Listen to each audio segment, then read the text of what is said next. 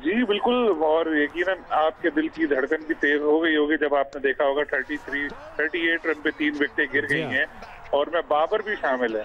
तो ये भी डर था कि कहीं ऐसा ना हो बिल्कुल टीम कोलैप्स हो जाए, बहुत कम स्कोर पर आउट हो जाए। लेकिन दाद देनी चाहिए रिजवान को, सऊद को, जिन्होंने एक बड़ी शराकत बनाई और परेशानी किसी हद तक कम की। देखिए शुरू में मैंने देखा कि बहुत ज्यादा थोड़ा मोहतात थे और उसकी वजह से यही होता है कि जब आप डर के खेलते हैं तो हरीफ आपके ऊपर हावी हो जाता है।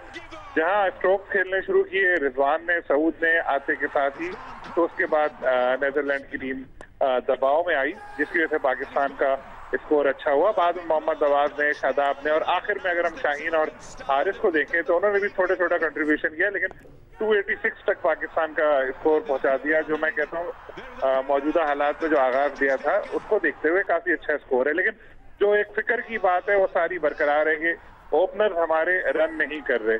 तो खैर 11वां मैच है मुसलसल जिसमें उन्होंने कोई 50 नहीं बनाई। आज वो कि उन्होंने 3 चौके लगाए, लग रहा था कि शायद बड़ी इनिंग खेलेंगे, लेकिन फिर आउट हो गया। बाबर भी बड़ी इनिंग नहीं खेल पाए। लेकिन सबसे ज्यादा जो अफसोस हुआ वो इमामुल हक के आउट को देखकर हुआ, कि जिन्होंने देखा कि टीम मुश्किलात का शिकार है। 34 रन पर 2 विकेटें गिर चुकी हैं, बाबर भी आउट हो गए, तो जिम्मेदारी थी उनके ऊपर कि बीइंग ओपनर पूरे ओवर खेलने की कोशिश करते, 100-150 जितने रन थे वो बनाते। लेकिन उन्होंने एक गलत शॉट खेला और विकेट गंवाई। तो फिर वही, अगर हमारे मिडिल ऑर्डर बैट्समैन इस तरह अच्छा परफॉर्म नहीं करते तो बहुत मसला पड़ सकता था पाकिस्तान को। लेकिन अब मुझे लग रहा है कि पाकिस्तान टीम की जिस तरह की बॉलिंग है उसको देखते हुए कि ये मैच पाकिस्तान अपने नाम कर सकते हैं। क्रिकेट में कुछ हतमी तो नहीं कह सकते, लेकिन फिर भी अगर आप लेकिन अभी तक आप पॉजिटिव सोच रहे हैं, ये बड़ी अच्छी बात है। मिर्जा साहब ने भी हमें ज्वाइन किया। मिर्जा साहब, डर की बात कर रहे थे सलीम खालिक साहब, लेकिन डर किस चीज़ का? क्या वर्ल्ड कप का डर है? क्योंकि नेदरलैंड से अगर हम डर रहे हैं तो अभी तो बहुत सी तगड़ी टीमें पड़ी हैं, उनके सामने क्या करेंगे हम? देखिए, हमारी टीम कॉम्बिनेशन इतना अच्छा नहीं था। टीम के जाने से पहले भी हमने यही लोग उसको क्रिटिसाइज कर रहे थे कि किस तरह की टीम भेजी है। और आज भी आप देखें कि आपके वो अपर ऑर्डर में आपके इब्तिदाई अगर देखें पहले 10 ओवर्स में पाकिस्तानी टीम उसका एडवांटेज लेने में नाकाम रही, कि जो पाकिस्तान जिस तरीके से खेलता है कि पावर प्ले का, और अगर 3 आउट हो जाए 38 रन पे, तो उसके बाद मैं कहता हूँ सऊद शकील को ये सिर्फ क्रिकेट की बस के तना मुनासिब मुसाफिर की तरह लेकर जा रहे थे। आज उसने प्रूव किया है कि वो डिफिकल्ट कंडीशंस में भी बैटिंग कर सकता है, क्योंकि पाकिस्तान की 3 विकेटें गिर गई थी, फिर सऊद शकील बैटिंग के लिए आए। मैं समझता हूँ पाकिस्तान के लिए अच्छी बात है कि पाकिस्तान के इब्तिदाई मैचेस कोई इतनी बड़ी टीमों के खिलाफ नहीं है। नेदरलैंड के खिलाफ है, पाकिस्तानी टीम ट्यून अप हो जाएगी, और फिर उसके बाद 10 तारीख को पाकिस्तान का श्रीलंका से। तो मैं समझता हूँ कि ये एक लर्निंग प्रोसेस है। पाकिस्तान को अपनी इस बैटिंग फेलियर का जो है वो उसका अंदाजा करना चाहिए कि बड़ी टीमों के खिलाफ अगर इस तरह की गलतियां की तो वहाँ वो वापस नहीं आने देंगे। यहाँ तो वापस आ गई पाकिस्तानी टीम। मैं समझता हूँ दुआ करें कि पाकिस्तान जो है, नेदरलैंड की बैटिंग इतनी तगड़ी नहीं है, अगर कोई अपसेट ना करे तो पाकिस्तान जीत सकता है ये मैच। जाहिर साहब, आप एग्री करेंगे मिर्जा साहब की बात से? यकीनी तौर पे, क्योंकि स्कोर बहुत कम नहीं है। जैसे मैं पहले भी जिक्र कर चुका हूँ कि बाबर आजम ने टॉस जीतने के बाद ये कहा था कि 290 से 300 हम करना चाहते हैं, तो 290 के करीब तो पाकिस्तान पहुंच गया। लेकिन अब बॉलर्स का इम्तिहान है, क्योंकि नसीम शाह ज़ाहिर टीम में नहीं है, उनकी जगह हसन अली को लिया गया है। शादाब आउट ऑफ फॉर्म है, खास तौर पर क्योंकि शाहीन और हारिस से तवक्को की जाती है कि वो अपना रोल प्ले करेंगे। लेकिन हसन अली और शादाब को आज इस मैच में, और अहम मैच में जो पहला मैच भी है, ये साबित करना पड़ेगा कि उनके पे जो तनकीद हो रही है नहीं वो मेरिट पे टीम में लिए गए।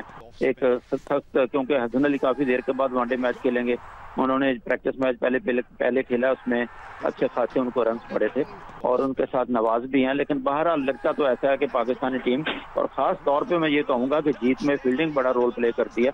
यहाँ पे कैचेस ड्रॉप नहीं करने होंगे, और जो टीम अगर कैचेस 1-2 अहम मौके पर ड्रॉप हो गए तो फिर खतरनाक टीम साबित हो सकती है न्यूजीलैंड की पाकिस्तान के लिए। सलीम साहब, ये तो इसमें तो कोई दो राय नहीं है कि कैचेस विन मैचेस का जो मुहावरा है बिल्कुल हकीकत है। मिसफील्ड नहीं करनी होगी, गलती की गुंजाइश नहीं है। लेकिन कौन से बॉलर्स ज़्यादा कारगर साबित हो सकते हैं? स्पिनर्स का जादू चलेगा या फिर फास्ट बॉलर्स का इस पिच पे? देखिए, बिल्कुल ये जाहिद भाई ने अच्छी बात बोली। फील्डिंग का अहम होना बहुत जरूरी है। अच्छा, क्योंकि अगर फील्डर्स ने साथ दिया बॉलर्स का तभी आपको विकेटें मिलेंगी। और शाहीन शाह अफरीदी सबसे इम्पोर्टेंट हमारे बॉलर हैं, और उनकी एक रिवायत है कि वो शुरू में विकेटें लेते हैं, और उनको तो आज एक अच्छा शिकार भी मिला है नेदरलैंड की सूरत में, क्योंकि अभी इनकी रिसेंट फॉर्म पे बहुत ऐसी नहीं लग रही है मामूली, लेकिन शाहीन ऐसे ही है, बड़े इवेंट्स के प्लेयर हैं।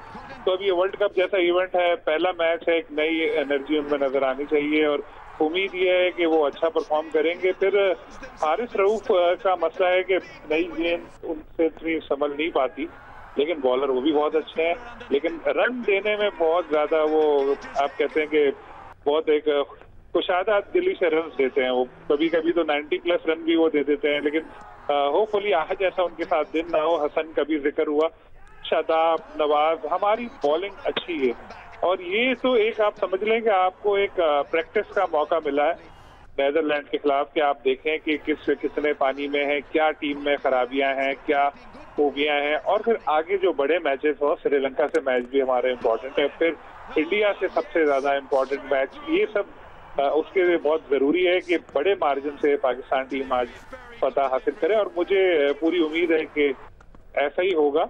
और दबाव की जैसे शुरू में जो मैंने बात की थी, वजह ये है कि हम लोग इंडिया के खिलाफ खेलते हुए शायद इतना परेशान ना हो जितना ये छोटी टीमों के खिलाफ खेल रहे होते हैं। लोग भी डर रहे होते हैं कि कहीं कोई अपसेट ना हो जाए, प्लेयर्स के जहन में भी यही होता है यार कुछ नहीं गया तो बड़ा लोग बातें बनाएंगे। लेकिन सलीम साहब, ये सारे डर तो हमारी मुखालिफ टीम के जहन में भी होने चाहिए। पाकिस्तान एक बड़ी टीम है, मजबूत टीम है। मुखालिफ टीम के पास खोने के लिए कुछ नहीं होता। नेदरलैंड पाकिस्तान के खिलाफ खेल रहा है तो 90% लोग यही सोचते हैं कि पाकिस्तान जीतेगा, लेकिन पाकिस्तान जब खेल रहा होता है या कोई दूसरी बड़ी टीम किसी छोटी टीम के खिलाफ खेल रही होती है तो उसके ऊपर ज्यादा प्रेशर होता है। लेकिन जब ग्राउंड में आप जाते हैं, कुछ अच्छी परफॉर्मेंस सामने आती है तो उसके बाद वो प्रेशर खत्म हो जाता है। जैसे पाकिस्तान ने 286 रन बना दिए ना, तो अब प्लेयर्स उस खौफ से आजाद हो गए हैं कि कोई अपसेट ना हो जाए। और उम्मीद मुझे यही है कि बॉलर्स की अच्छी परफॉर्मेंस और फील्डर्स भी उनका साथ देंगे तो पाकिस्तान को एक फतह हासिल करनी चाहिए आसानी से। मैं चाहिए इसलिए यूज कर रहा हूँ कि क्रिकेट है जी, कुछ भी इसमें हो सकता है। क्रिकेट में कुछ भी हो सकता है। मिर्जा साहब, अभी तक जो प्रैक्टिस मैचेस में बहुत ज़्यादा अच्छी कारकर्दगी हमारे बॉलर्स ने नहीं दिखाई, अलबत्ता बैटिंग लाइन बेहतर रही है, अच्छा टोटल हम करते रहे हैं। तो आज के मैच में अब सारा प्रेशर बॉलर्स पे आ गया, वो तवक्कुआत पे पूरा उतर पाएंगे? जुनेद, अब सबसे बड़ा मसला ये कि नई गेंद कौन करेगा। शाहीन शाह अफरीदी के साथ इन्होंने हसन अली को शामिल किया है। 12 जून 2022 के बाद से वो अब कोई वनडे मैच खेले, तकरीबन 1.25 साल के तवील अरसे के बाद। अब नई गेंद डेफिनेटली हसन अली करेंगे। हालांकि आज आप देखें नेदरलैंड्स ने नई गेंद अपने वो दत्त से कराई जो ऑफ स्पिनर है, और फिर हारिस रऊफ मिडिल ओवर्स में बॉलिंग करते हैं, नया गेंद वो नहीं करते।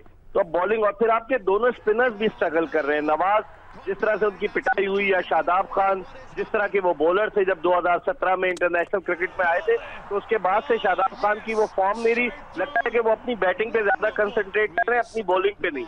और मैं हैरान हूं कि उसामा मीर को आपने 2 मैचेस खिलाए, दोनों वार्म अप मैचेस। हम समझ रहे थे कि उसको शायद मौका दें, लेकिन शादाब के होते हुए उनकी जगह नहीं बनी और पाकिस्तान ने नवाज को मौका दिया। अब ये हमारे स्पिनर्स पे भी डिपेंड करेगा जुनेद कि वो किस तरह से परफॉर्म करते हैं। छोटी टीम खतरा बन सकती है। आप ना भूलें, आयरलैंड ने हमें 2007 के वर्ल्ड कप में हराया था, अचानक ही हम पाकिस्तानी टीम बैठ गई थी।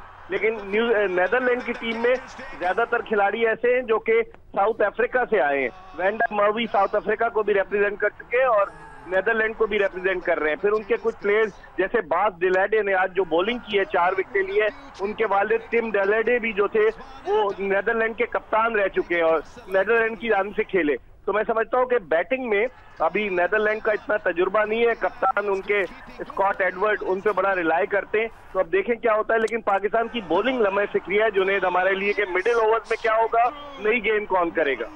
नई गेंद कौन करेगा, ये आज का सबसे अहम सवाल है। पाकिस्तान की तरफ से 287 रन का हदफ दिया गया है। साबिक टेस्ट क्रिकेटर आमिर सुहेल साहब ने भी हमें ज्वाइन कर लिया है। आमिर भाई, क्या कहेंगे? पाकिस्तान ने आगाज़ तो अच्छा नहीं किया, लेकिन कमबैक बहरहाल किसी हद तक कर लिया है। अब सारी जिम्मेदारी बॉलर्स पर है। कितने तवक्कुत पर पूरे उतरते दिखाई दे रहे हैं आपको?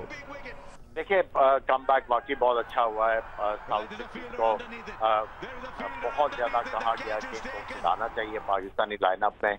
आज उनको मौका दिया और उन्होंने अपनी इंक्लूजन को जस्टिफाई किया और उनकी जो इनिंग्स थी बहुत ही ज़बरदस्त थी। आके उन्होंने एग्रेशन दिखाया, जो प्रेशर पाकिस्तान के ऊपर था उसको रिवर्ट किया और इवेंचुअली वो पार्टनरशिप जो है उसने पेव वे किया पाकिस्तान के लिए कि ये अच्छा टोटल स्कोर बोर्ड के ऊपर लगाए।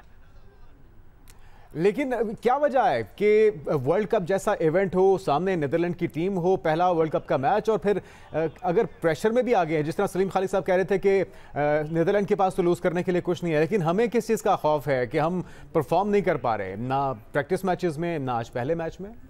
देखिए, प्रॉब्लम यह है कि पाकिस्तान की टीम का एशिया कप अच्छा नहीं गया था और उसकी वजह से काफी ज्यादा क्रिटिसिज्म हुआ उनके ऊपर, और उसके बाद उन्होंने प्रेशर फील करना शुरू किया।